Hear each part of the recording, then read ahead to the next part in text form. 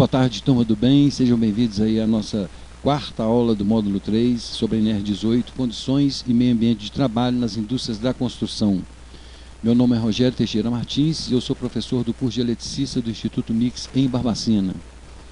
Antes de iniciar essa aula, eu gostaria de lembrar a vocês para não esquecer de preencher a ficha de presença que a Ivânia, coordenadora do curso, solicitou, tá? E eu vejo que são poucos que estão preenchendo lá. Não se esqueçam de preencher essa lista de presença. Tá perfeito? Então nós vamos dar prosseguimento aí a partir do item 18.5 sobre demolição. Então nós vamos ver os critérios que tem para se trabalhar com demolição. Antes de se iniciar a demolição, as linhas de fornecimento de energia elétrica, água, inflamáveis líquidos e gasosos liquefeitos, substâncias tóxicas, canalizações de esgoto e de escoamento de água devem ser desligadas, retiradas, protegidas ou isoladas, respeitar as normas e determinação em vigor. Bom, vamos imaginar que uma demolição, você vai fazer uma demolição aí em um determinado terreno, em um determinado imóvel, e está ligado água, está ligado esgoto, né, a parte elétrica. Então, o que vai ocorrer? Bom, de cara, você já pode ter um problema com curto-circuito, né? Se você está demolindo e a água estiver ligada, você vai estar fazendo derramamento de água, né? O esgoto também vai ser todo espalhado. Então, é necessário que tudo isso já esteja desligado. Tá perfeito? Seguindo, as construções vizinhas à obra de demolição devem ser examinadas prévia e periodicamente no sentido de ser preservada a sua estabilidade e a integridade física de terceiros. No momento que você está fazendo a demolição, você tem que estar atento às edificações vizinhas, porque quando você vai estar fazendo demolição, você não pode abalar a estrutura dessas edificações vizinhas, né, para não correr risco de desarmamento de outras casas e levar terceiros aí também ao risco de qualquer outro problema aí. Então há essa necessidade de estar sempre observando no momento que você está fazendo a demolição. Toda demolição deve ser programada e dirigida por profissional legalmente habilitado, né? Então essa programação e o profissional, quem faz essa programação é o próprio profissional e a pessoa que vai estar acostumada e preparada para fazer esse tipo de trabalho. Antes de se iniciar a demolição, devem ser removidos vidros, ripados, estuques, né, qualquer ornamento que se utilize essa argamassa e outros elementos frágeis. Isso também é uma forma de vários motivos. Um deles é você poder fazer o reaproveitamento do material, né, no caso, e outra coisa, por exemplo, no caso do vidro, você vai espalhar vidro lá para todo o terreno e você corre também um risco de segurança lá do trabalhador. Antes de se iniciar a demolição de um pavimento, devem ser fechadas todas as aberturas existentes de piso, salvo as que forem utilizadas para escoamento de materiais, ficando proibida a permanência de pessoas nos pavimentos que possam ter sua estabilidade comprometida no processo de demolição, né? Então, por exemplo, você está fazendo a demolição de uma casa, um determinado prédio, edifício, e isso tem que ser fechado, né? E você não pode deixar ninguém lá, porque você vai estar abalando aquela estrutura, e se tiver alguém lá, corre um risco de um desabamento e também ser machucado, correndo esse risco aí. As escadas devem ser mantidas desimpedidas e livres para a circulação de emergência e somente serão demolidas à medida que forem sendo retirados os materiais dos pavimentos superiores.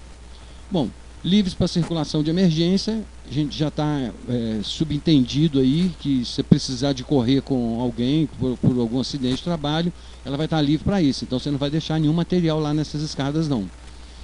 E outra coisa, se você está fazendo uma demolição manual, um prédio, vamos imaginar aí um prédio de 3 andares, você está lá no terceiro andar, você tem que escoar o material que você está demolindo, né? Porque você não pode jogar esse material lá pela janela e jogando lá para baixo, não. Então, você está fazendo essa demolição manual, você vai ter que usar as escadas para você fazer a retirada desse material.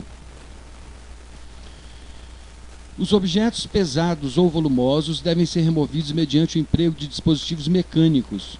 Fica proibido o lançamento em queda livre de qualquer material. Eu acabei de falar aí, você não pode ficar jogando material pela janela.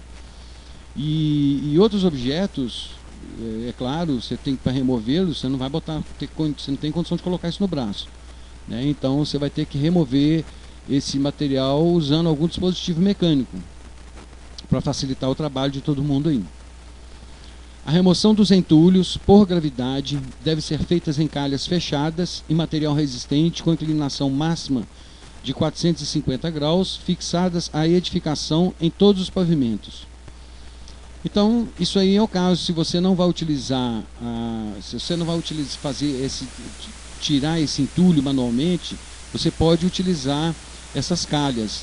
Então, só que essas calhas, elas têm aí essas inclinações máximas que você tem que utilizar e a forma de fixação dela nos pavimentos, né? Então você vai estar usando ela em cada pavimento que você estiver fazendo demolição, você vai ter que ter essa calha.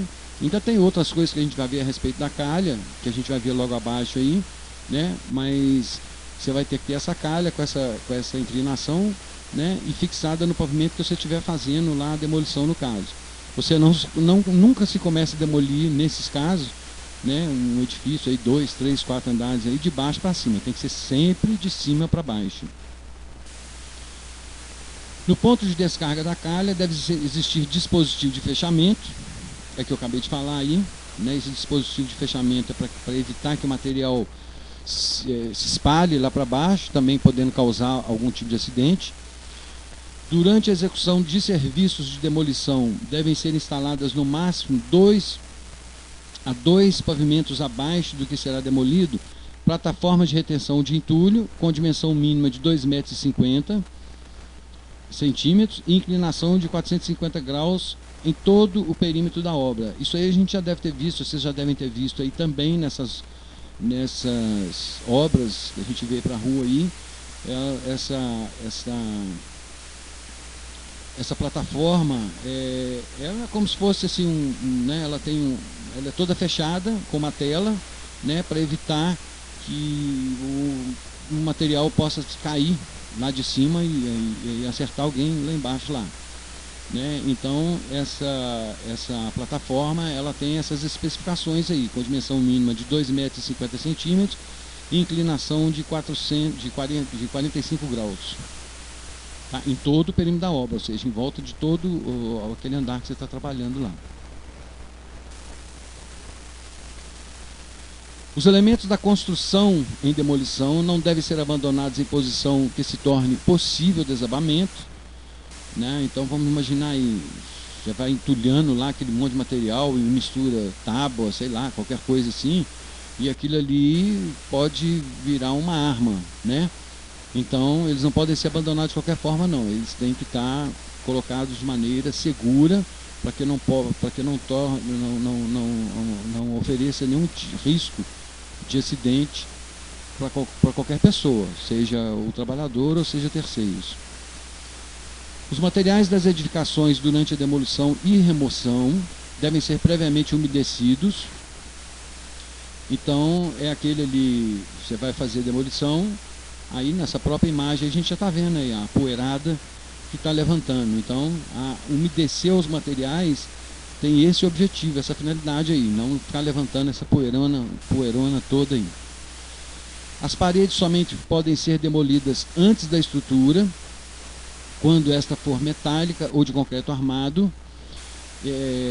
Hoje a gente já vê, principalmente em shopping, que a estrutura do shopping inicial ela é feita toda uma estrutura metálica, né? Então, ao invés de você usar aquelas colunas, você faz uma estrutura metálica e entre essas colunas da estrutura metálica você levanta a parede. Muitos prédios são feitos assim também. Quando for dessa forma, você pode derrubar a parede porque a estrutura ela segura, desde que você não tenha outros pavimentos acima daquele que você está trabalhando, porque senão o peso dos pavimentos de cima, né, eles vão acabar arriando e levando a um acidente. Tá bom? Então essas edificações são chamadas de edificação construção estrutural, que é parede sobre parede, É igual esses apartamentos normais aí, né? Então, por isso que normalmente quando você mora em apartamento, você dificilmente você vai encontrar um apartamento que você pode estar removendo parede, né? Por quê? Porque senão o peso da estrutura da edificação, do restante da edificação acima, ela pode vir abaixo, ok? Agora sobre escavações, fundações e desmonte de rochas. A área de trabalho deve ser previamente limpa e devem ser retirados ou escorados solidamente árvores, rochas, equipamentos, materiais e objetos de qualquer natureza, quando houver risco de comprometimento de sua estabilidade durante a execução do serviço. Então, por exemplo, você vai fazer uma escavação em um determinado local que tem uma árvore muito grande, né? Essa escavação está muito próxima dessa árvore, então ela pode vir abaixo aí. Então, o exemplo que eu dei da árvore, você tem que dar um jeito de escorar ou então remanejar essa escavação aí, para evitar que ela venha abaixo. Isso aí vale para rocha, equipamento, qualquer outra coisa que estiver correndo esse risco quando você estiver fazendo a escavação. Muros, edificações vizinhas e todas as estruturas que podem ser afetadas pela escavação também devem ser escorados. É o mesmo caso. Você vai fazer uma escavação bem próximo de um muro, né? O que pode ocorrer?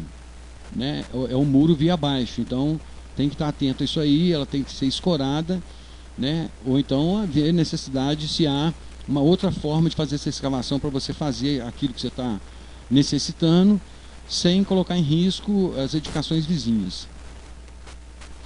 Os serviços de escavação, fundação e desmonte de rochas devem ter responsável técnico legalmente habilitado. Para a maioria dos serviços a gente sempre tem que ter um responsável técnico e uma pessoa que tenha capacidade, né, para executar esse tipo de serviço. Quando existir cabo subterrâneo de energia elétrica nas proximidades das escavações, as mesmas só poderão ser iniciadas quando o cabo estiver desligado. Na impossibilidade de desligar o cabo, devem ser tomadas medidas especiais junto à concessionária. Então, é possível você desligar esse cabo, né? Então, está resolvido o problema. Ah, não tem como eu desligar. Então, vamos procurar a concessionária e ver o que pode ser feito, para evitar um risco de curto-circuito e também trazer algum acidente de trabalho para alguém. Os taludes, que são terrenos em declive, instáveis nas escavações com profundidade superior a 1,25 m, devem ter sua estabilidade garantida por meio de estruturas dimensionadas para este fim. Para a elaboração do projeto e execução das escavações a céu aberto, serão observadas as condições exigidas na NBR 9061/85, que é segurança e escavação a céu aberto. Então eu vou deixar o link dessa NBR aí também nessa videoaula aí, para vocês também poderem estar fazendo acompanhamento dessas normas aí. As escavações com mais de 1,25 m de profundidade devem dispor de escadas ou rampas, sendo colocadas próximas aos postos de trabalho, a fim de permitir, em caso de emergência, a saída rápida dos trabalhadores, independente do previsto no subitem 18.6.5. Também está muito claro isso aí, mas eu vou citar um exemplo aqui. Vamos supor, eu vi um vídeo na internet, no YouTube, que havia uma barragem de água e o pessoal estava fazendo uma escavação abaixo para poder fazer uma extensão, era alguma coisa assim nesse sentido. E a barragem acabou não suportando. Ela foi rompendo devagarinho, né, por causa do peso da água, foi rompendo, então começou a vazar água e tinha máquinas lá dentro dessa escavação, tinha máquinas, tinha trabalhadores. Então, o que foi que eles fizeram? Saíram correndo, conseguiram retirar lá dessa escavação e a água que desceu da barragem cobriu tudo aquilo ali e não causou nenhum problema mais grave para os trabalhadores, né? Então, assim, vale mais uma vida do que qualquer outra coisa. Então, é a maneira correta de se trabalhar. Os materiais retirados da escavação devem ser depositados a uma distância superior à metade da profundidade medida a partir da borda do talude. Então você vai verificar lá, você está fazendo a retirada da escavação, esses materiais você vai medir lá, superior à metade da profundidade da borda do talude, você vai tirar essa medida, né? que ela tem que ser uma distância superior a essa profundidade, e você vai colocar esse material retirado nessa posição aí. Os taludes com altura superior a 1,75 m devem ter estabilidade garantida, né? Quando você vai fazendo um buraco, enquanto ele está raso, você não tem nenhum tipo de, você não corre nenhum tipo de risco ali. À medida que você vai aprofundando, você vai comprometendo a estabilidade dele. Então daí a necessidade de fazer escoramento, várias coisas aí, para que evite também um desabamento das paredes laterais ali e causar também algum prejuízo. Quando houver possibilidade de infiltração ou vazamento de gás, o local deve ser devidamente ventilado e monitorado. Também não precisa falar por quê, porque o gás vai te trazer prejuízos, né, para a saúde, ou então, né, se for um lugar fechado, você pode ter problema lá com explosão ou qualquer coisa parecida também. O monitoramento deve ser efetivado enquanto o trabalho estiver sendo realizado para, em caso de vazamento, ser acionado o sistema de alarme sonoro visual. As escavações realizadas em vias públicas ou canteiros de obras devem ter sinalização de advertência, inclusive noturna, e barreira de isolamento em todo o seu perímetro. Olha, a vantagem que a gente tem hoje com a internet é que é a possibilidade de ver, quando a gente está fazendo pesquisas e tal, ver esses acidentes, né, que, querendo ou não, a gente acaba nos arremetendo a essas normas que a gente estuda. Então eu vi já também vários vídeos aí do pessoal fazendo um trabalho na rua de escavação, trabalho o dia inteiro, não deixa nenhum tipo de sinalização, à noite vê um carro, vê uma moto, cai ali, ou leva a pessoa a óbito, né? Então assim, tem que estar atento sempre a essa sinalização toda aí. Os acessos de trabalhadores, veículos e equipamentos às áreas de escavação devem ter sinalização de advertência permanente. É proibido o acesso de pessoas não autorizadas às áreas de escavação e cravação de estacas, né? Isso aí, comumente, não é permitido o acesso de pessoa não autorizada em qualquer tipo de trabalho que esteja sendo efetuado, né? Então, mas isso aí faz parte da norma, tá aí, escrito aí. O operador de bate-estacas deve ser qualificado e ter sua equipe treinada. Vocês devem saber o que é bate-estaca. Bate-estaca é uma máquina grande, né, que ela tem um pilão e ela vai batendo uma estaca no solo. O objetivo disso é quando o solo não é muito... O solo é às vezes muito úmido, né, não é firme, né, ele não tem sua base sólida. Então, o fato dele ser úmido, quando você faz uma construção lá, à medida que você vai levantando a obra, que ela vai ficando mais pesado, ela pode ceder, esse terreno ceder e jogar tudo aquilo que você construiu vir abaixo e causar acidentes. Então, daí a necessidade de fazer o bate-estaca. Então, uma pessoa qualificada, olha, não, nós vamos ter que bater estaca para firmar o terreno, né? Então, para a pessoa que opera o bate-estaca, que é um aparelho, é uma máquina, né?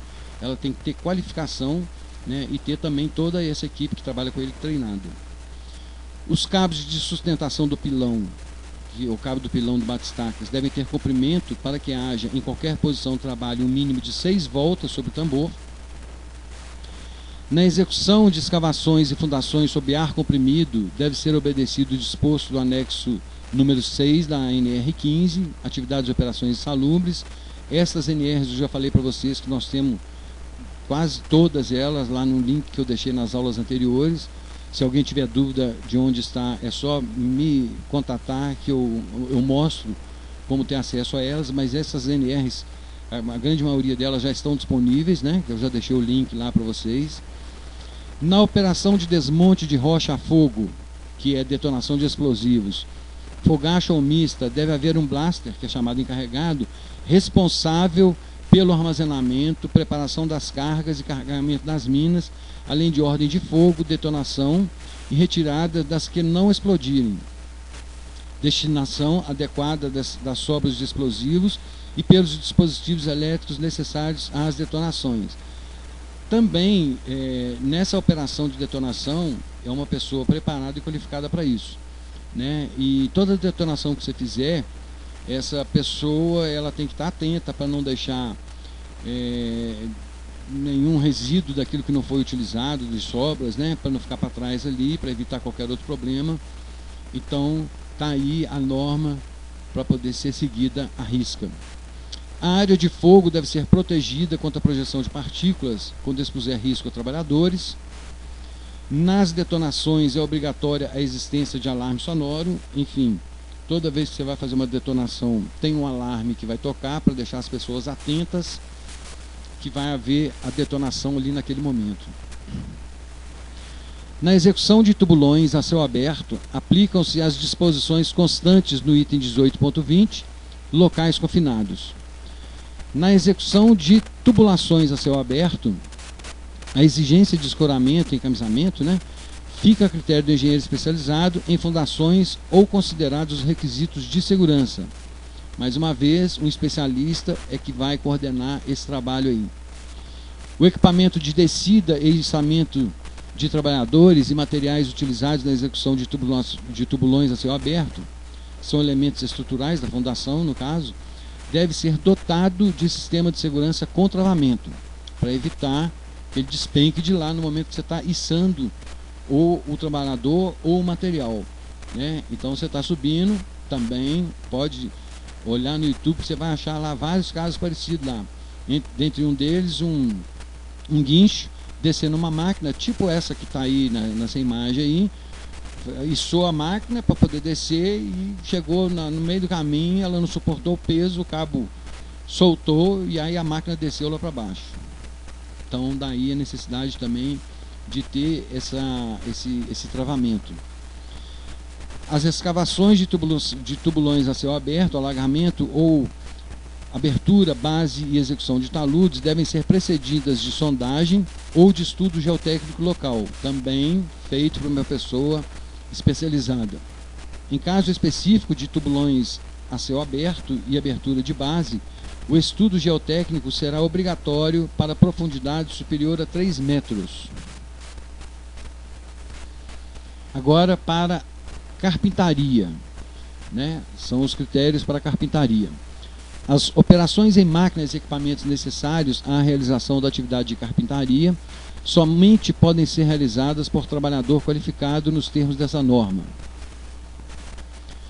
Com relação à serra circular, ela deve atender às seguintes disposições: ser dotada de mesa estável, com o fechamento de suas faces inferiores, anterior e posterior, construída em madeira resistente de primeira qualidade e em material metálico ou similar de resistência equivalente, sem irregularidades, com dimensionamento suficiente para a execução das tarefas.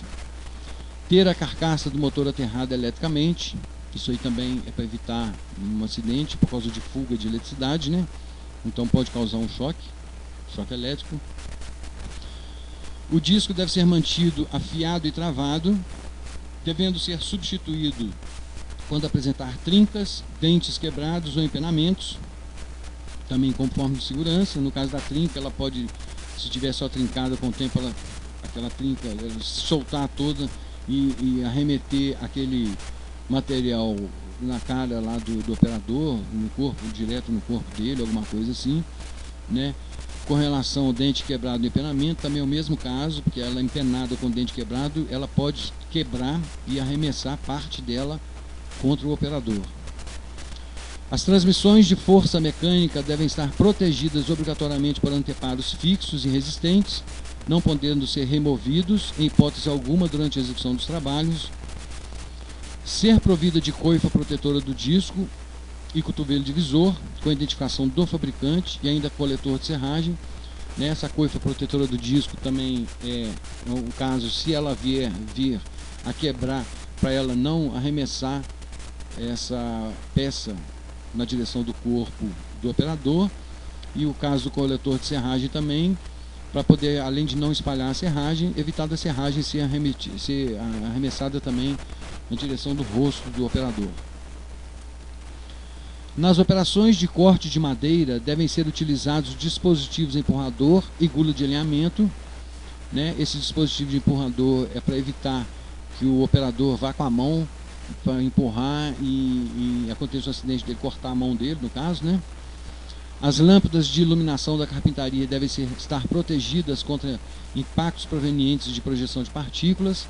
Então, normalmente, nesses lugares, essas lâmpadas ela tem um invólucro protetor, que costuma ser uma redezinha, uma malha, né, ou uma gradezinha, para evitar que, se for arremessado qualquer parte, qualquer projeção de partícula, ela evitar quebrar, né?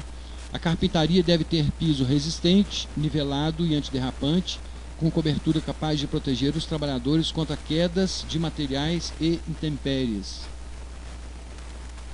Agora, as armações de aço.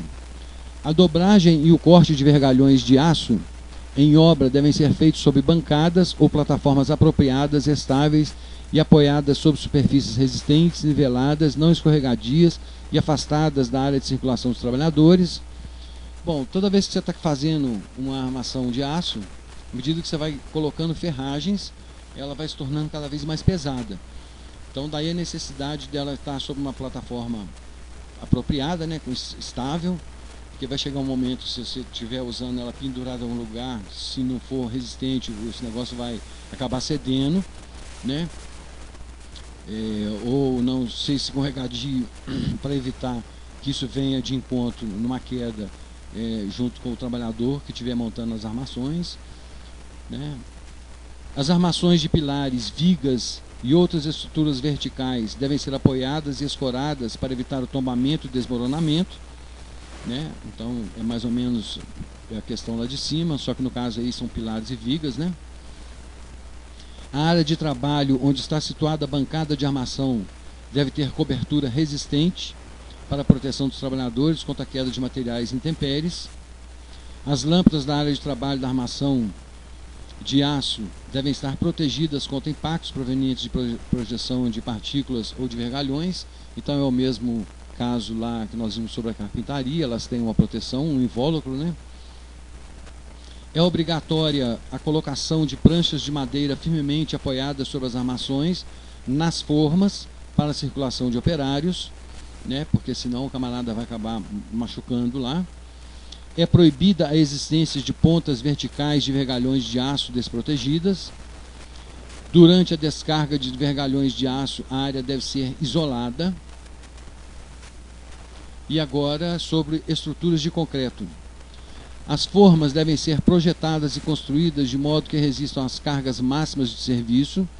As formas, para você fazer estrutura de concreto, normalmente elas são feitas de madeira. Então, vocês devem ter também conhecimento disso. Em muitos casos lá, às vezes o pedreiro faz aquela gambiarra, quando ele derrama lá o concreto lá dentro, a forma cede e aí perde todo o serviço lá. E ainda pode machucar alguém. Então, elas têm que estar preparadas para resistir àquela carga.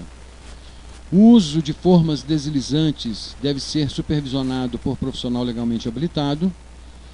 Os suportes e escoras de formas devem ser inspecionados antes e durante a concretagem por trabalhador qualificado.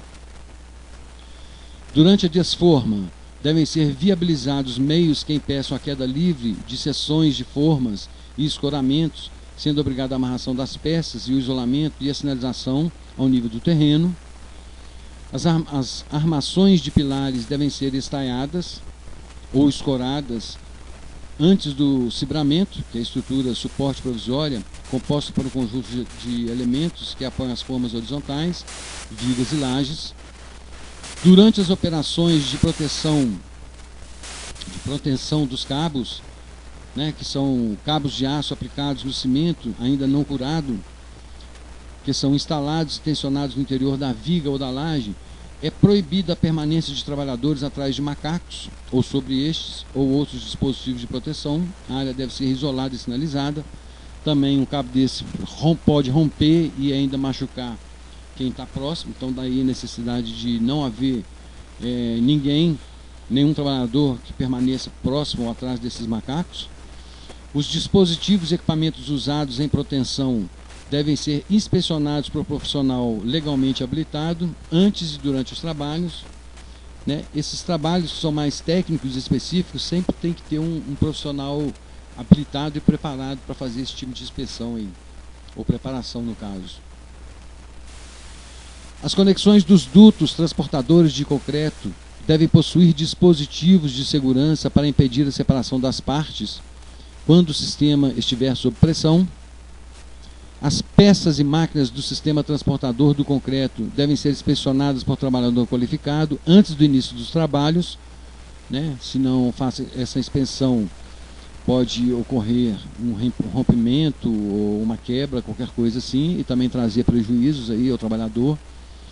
No local onde se executa a concretagem, somente deve permanecer a equipe indispensável para a execução desta tarefa, né? Não pode ter nenhum sapo lá, ficar visualizando, deixa eu ver que bonitinho, é proibido isso.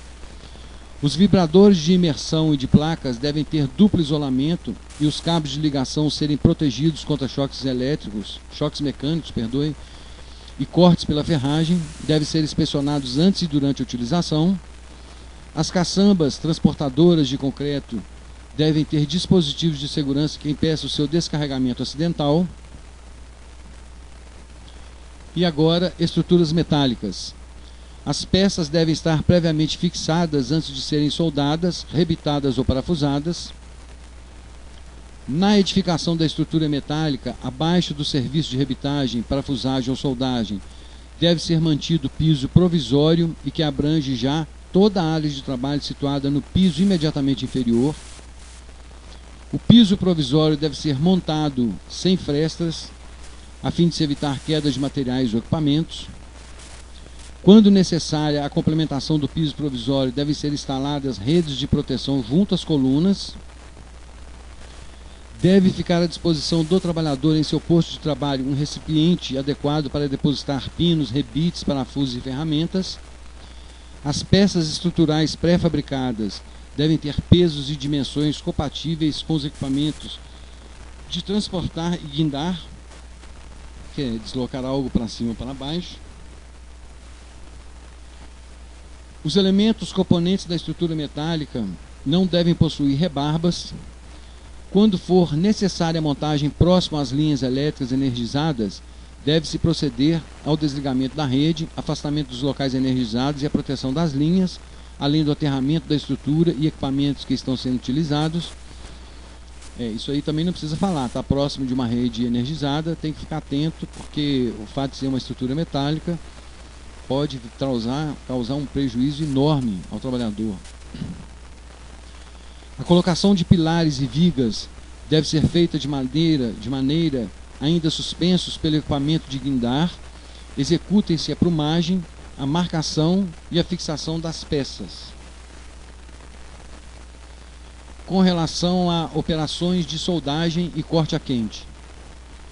As operações de soldagem e corte a quente somente podem ser realizadas por trabalhadores qualificados. Normalmente solda é sempre feito por trabalhador qualificado, ou essa questão do corte a quente também sempre tem que ter alguém que tenha conhecimento disso, que seja preparado. Existe inclusive curso para soldagem, né?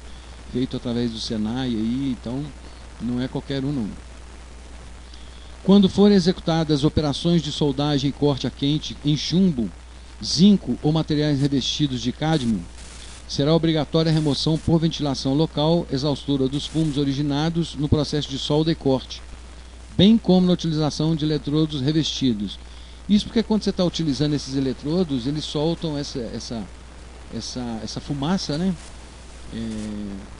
No caso do eletrodo, e quando você está utilizando esses materiais aí com chumbo, zinco ou materiais revestidos de cádmio, então ele gera assim essa fuligem, né? E isso faz mal à saúde, então tem que ter um processo de exaustão. O dispositivo usado para manusear eletrodos deve ter isolamento adequado à corrente usada, a fim de evitar a formação de arco elétrico ou choques no operador. Nas operações de soldagem e corte a quente, é obrigatória a utilização de anteparo eficaz para a proteção dos trabalhadores circunvizinhos. O material utilizado nessa proteção deve ser do tipo incombustível, isso para evitar a queimadura, né? Que ele entre em combustão. Nas operações de soldagem ou corte a quente de vasilhame, recipiente, tanque ou similar, que envolvam geração de gases confinados, semi-confinados, é obrigatória a adoção de medidas preventivas adicionais para eliminar riscos de explosão e intoxicação do trabalhador, conforme mencionado no item 18.20, locais confinados. Então, isso aí também é parecido com o caso lá em cima, né? Como eles vão gerar esses gases, então é necessário que tenha essa ventilação para evitar outros transtornos. As mangueiras devem possuir mecanismos contra um retrocesso das chamadas na saída do cilindro e na chegada do maçarico. É proibida a presença de substâncias inflamáveis e ou explosivas próximo às garrafas de oxigênio. Ali, aquele 2 ali está sobrando. Os equipamentos de soldagem elétrica devem ser aterrados.